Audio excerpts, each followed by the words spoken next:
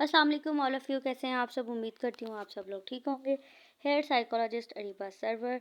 So today we have our topic is agoraphobia. Agoraphobia is an anxiety disorder in which we feel the intense fear of escaping the might be difficult from the situations and places. ऐसी places या ऐसी situations जहाँ पर आपको crowd महसूस होता हो या आपको ऐसा लगता हो कि कोई आपके साथ मौजूद नहीं है, आपका कोई ऐसा जो आपकी सपोर्ट करता हो, तो आपको पैनिक अटैक्स हो सकते हैं और इंटेंस एंजाइटी हो सकती है। इसमें पर्सन जो है वो अवॉइड करता है ऐसी सिचुएशंस पे जगहों पर जाने से जहाँ पर मार्केट्स हों, बसेस हों, क्राउड हो, या फिर उन्हें इवन के लिविंग होम सम टाइम वो घर को छोड़ना भी उनके लिए मुश्किल दरपेश आती है। वो उस जगह पर जाना या उस जगह को बेहतर महसूस करना पसंद नहीं करते जहाँ पर उन्हें ज़्यादा लोगों में घेरा जा सके, ज़्यादा लोगों की जगह महसूस हो सके। इसे हम एगोराफोबिया कहते हैं। उसके साथ साथ इसके कुछ की फीचर्स ये हैं कि ऐसे लोग open places like markets and parks वहाँ पर नहीं जाते, क्राउडेड प्लेसेस, मॉल्स, गैदरिंग्स, उन जगहों को ज्वाइन नहीं करते, क्योंकि वो समझते हैं कि जैसे ट्रांसपोर्टेशन, बस, ट्रेन, इन जगहों पर या क्यू लाइंस में खड़े होना, वो ऐसा महसूस करते हैं जैसे ट्रैप हो गया हो उनके साथ। और close places like elevator, small shops, इस तरह की जगहों पर भी जाने से उन्हें एक डर, एक खौफ महसूस होता है, जो कि बाद में एंजाइटी में कन्वर्ट होता है और एंजाइटी के साथ साथ पैनिक अटैक में भी हो सकता है। इसके कुछ कॉजेज़ हैं। कॉजेज़ में सबसे पहला कॉज जो है वो पैनिक अटैक है, जिसमें बहुत सारे पर्सन्स जो हैं वो ऐसा फेयर फील करते हैं, जैसे प्लेसेस हो गई, लाइक ऐसी प्लेसेस जो कि क्राउडेड हों। प्रीवियसली पैनिक अटैक कभी उन्हें महसूस हुआ हो क्राउड प्लेसेस के दौरान। जेनेटिक्स भी इसमें अंदर रोल प्ले करती है, लाइक एंजाइटी रन करती हो इन फैमिली, तो वो आगे चलकर फोबियाज में या पैनिक अटैक्स में कन्वर्ट हो सकती है। ट्रॉमा या स्ट्रेस, मेजर लाइफ स्ट्रेस या इलनेस जो कि अगोराफोबिया की वजह से या ट्रॉमा की वजह से कॉज होती हो। उसके बाद पर्सनालिटी फैक्टर्स बहुत इसके अंदर मैटर करते हैं, यानी कि जो पर्सन हर वक्त अपने आप को लेकर सेंसिटिव रहते हैं, लाइक अपनी बॉडी इमेज को लेकर, अपनी बॉडी सेंसेस को लेकर, अपने ऑडोर को लेकर, अपनी स्मेल को लेकर, बहुत सारी चीज़ें इसके अंदर आती है, जिसकी वजह से वो फिजिकल सिम्टम्स नज़र आते हैं जो कि हाई रिस्क क्रिएट कर सकते हैं। कॉमन सिम्टम्स की बात की जाए तो इसमें साइकोलॉजिकल, इमोशनल और जो है वो बिहेवियरल और कुछ कॉमन सिम्टम्स नज़र आते हैं। तो सबसे पहले जिसको डिस्कस करेंगे वो फिजिकल सिम्टम्स है। फिजिकल सिम्टम्स में जो है वो रैपिड हार्ट बीट, दिल का धड़कन बहुत तेज़ हो जाना, सांस की कमी हो जाना, डेजीनेस, चक्कर आना, बहुत ज़्यादा महसूस होना, स्वेटिंग होना, पसीना आना, ऐसा फील करना जैसे बॉडी उनका साथ जो है वो छोड़ रही है। स्टमक में एक अजीब सा दर्द, एक अजीब सी डिस्कम्फर्टनेस को महसूस करना जो है, इसको, ये तमाम तर चीज़ें फिजिकल सिम्टम्स की वजह से जो है वो अगोराफोबिया के फिजिकल सिम्टम्स में नज़र आती हैं। अगर उसके बाद बात की जाए इमोशनल सिम्टम्स की, तो इमोशनल सिम्टम्स में intense fair of losing control, किसी भी तरह का कंट्रोल लूज़ करना जो है वो, उस चीज़ को इंटेंस फेयर ऑफ लूजिंग होता है। फेयर ऑफ फेंटिंग, बेहोश हो जाने का डर, या embarrassment, embarrassment of body image की वजह से भी हो सकता है, ड्रेसिंग की वजह से भी हो सकता है, किसी भी चीज़ की वजह से एम्बैरेसमेंट महसूस करना, या फील करना कि लोगों से बात करते हुए मुझे फंबलिंग होगी तो मुझे एम्बैरेसमेंट होगी।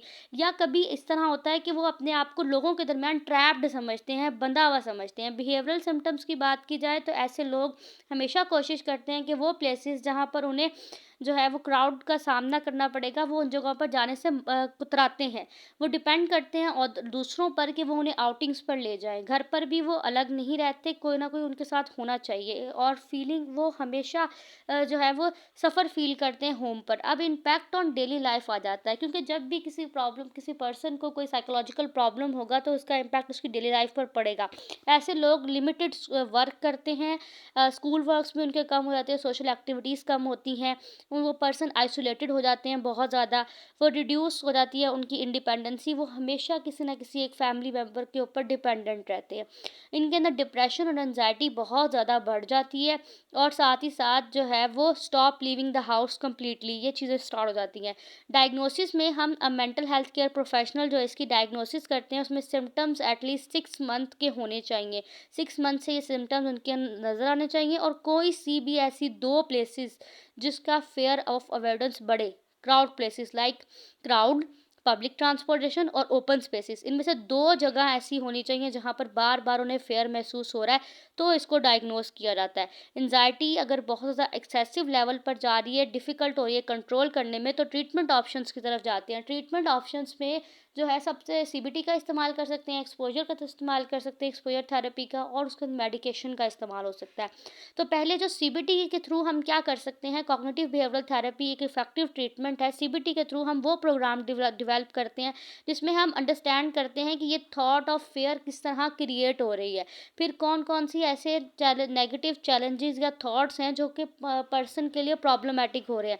फिर हम वो काल्मिंग टेक्निक्स उन्हें देते हैं जो उनके ग्रेजुअल फेयर को कम करने में और उसकी स्टिमुलेशन ऑफ जो एक डर की स्टिमुलेशन है उसको कम करने में मदद करे। उसके बाद एक्सपोज़र थेरेपी पे आ जाते हैं। एक्सपोज़र थेरेपी एक स्टेप बाय स्टेप जो है वो प्रोसेस है जिसमें टाइम लगता है, लेकिन इंसान जो भी पर्सन है जो कि एगोराफोबिया से गुज़र रहा है वो उस चीज़ से कोप अप कर जाता है। सबसे पहले हम उन्हें बाहर लेकर जाते हैं, घर से बाहर निकालते हैं। फिर हम उनको स्ट्रीट में वॉक करवाते हैं, वहाँ का डर ख़त्म करवाते हैं। फिर स्मॉल शॉप्स में लेकर जाते हैं, वहाँ से उनका एक्सपोज़र होता है। फिर उसके बाद डिफरेंट अदर चीज़ों को बढ़ाते-बढ़ाते उन्हें क्राउडेड प्लेस तक लेकर जाते हैं। फिर मेडिकेशन आ जाती है। मेडिकेशन में इसमें हम प्रैक्टिस से प्रिस्क्राइब करते हैं एसएसआईआर, एसएनआरईज़, और ये तमाम मेडिकेशन डॉक्टर की प्रिस्क्रिप्शन पर होती हैं। Anti anxiety medicine short term के लिए दी जाती है ताकि पैनिक अटैक्स को कम किया जा सके और एंजाइटी को रिड्यूस किया जा सके, ताकि जो हम थेरेपी उन्हें प्रोवाइड कर रहे हैं, वो चाहे एक्सपोजर थेरेपी है, चाहे वो कॉग्निटिव बिहेवियरल थेरेपी है, दोनों को जो हम उन्हें प्रोवाइड कर रहे हैं उसका इफेक्ट ज़्यादा नज़र आए। उसके बाद लाइफ चेंजेस आ जाती हैं। लाइफ चेंज स्टाइल चेंजेस में deep breathing exercise, regular exercise, good sleep और कैफ़ीन का इस्तेमाल कम से कम करवाया जाता है ताकि क्लाइंट की नींद बेहतरीन तरीके से पूरी हो और उसका माइंड सेट जो है वो एक क्लियर साइन की तरह नज़र आना स्टार्ट हो जाए। ये था हमारा आज का लेक्चर जो कि था अगोराफोबिया के ऊपर। Thank you so much. Must like, comment, share and subscribe the channel and give your feedback.